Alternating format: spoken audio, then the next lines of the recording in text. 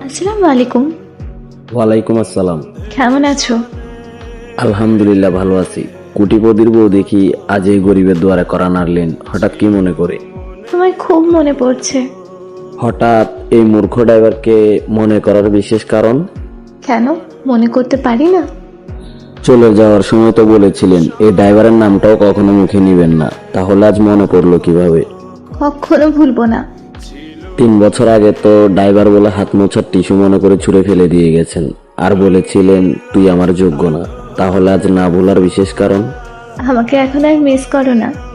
Miss করি না সেটা ঠিক, তবে আপনার দেওয়া আঘাতগুলো এখন আমি মাদকের দোয়ায় উড়িয়ে বেড়াই। আর আপনি আমার সাথে করা অন্যায়গুলো কবিতার ভাষায় লিখে মনের শহরে রঙিন ফানুসের মতো উড়িয়ে বেড়াই। তাতেও মিলে না আমার একটু শান্তি। জানেন, আপনি চলে যাওয়ার পরে আর কোনো মায়াবতীরেই আমি আমার শহরে প্রবেশ করতে দিই নাই।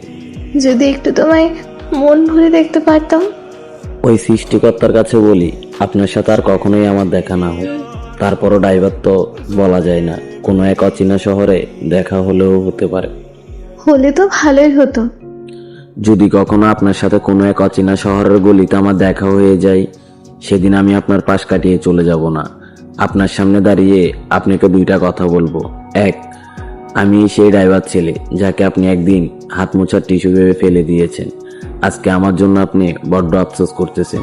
দুই, আপনার দেওয়া আঘাতগুলো লিখতে লিখতে আজ আমি ছোট্ট একটা কবি। আপনার মতো কোনো বেইমান না, এই শহরের আমার মতো হাজারো ড্রাইভারের কলিজায় স্থান করে নিয়েছি আমি। জানো, আমি না খুব ক্লান্ত হয়ে গেছি। কত স্বপ্ন ছিল বিয়ের আগে, ভেবেছিলাম বিয়ের পর পূরণ করব। এখন স্বামীর আবদার মেটাতে মেটাতে নিজের স্বপ্ন ব্যর্থ। আহারে মায়াবতী, আপনি তো ক্লান্ত হয়ে পড়েছেন, আর আমি আপনার অভাবে ওই জমের দুয়ার থেকে ঘুরে এসেছি। আপনি ভেবেছেন বিয়ের পরে আপনার স্বপ্নগুলো পূরণ করবেন। আপনি হয়তোবা ভুলে গেছেন, কারো জীবন ধ্বংস করে দিয়ে কেউ স্বপ্ন পূরণ করতে পারে না। আজ আপনি স্বামীর আবদার মেটাচ্ছেন, আর আমি তো আপনারে আমার মাথায় তুলে রাখছিলাম।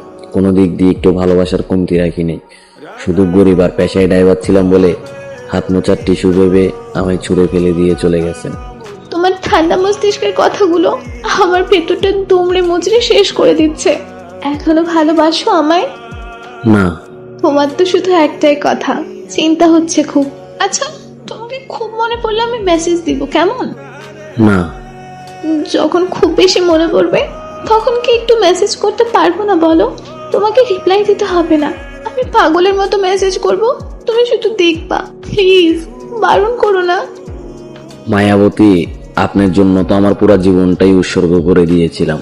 শুধু গরিব আর পেশায় ড্রাইভার ছিলাম বলে কুকুরের মতো তাড়িয়ে দিয়েছিলেন। সেদিন বলেছিলাম না, কোনো একদিন আমায় একটা নজরে দেখতে, 1 মিনিট ফোনে কথা বলতে আর 2টা SMS করার জন্য ছটফট করবেন, কিন্তু সময় পাবেন না। দেখছেন, আল্লাহ ছাড় দেয় কিন্তু ছেড়ে দেয় না। ভালো থাকবেন আমার না পাওয়া মহারানী, যদি ভালো থাকতে পারেন আর কি। আল্লাহ হাফেজ।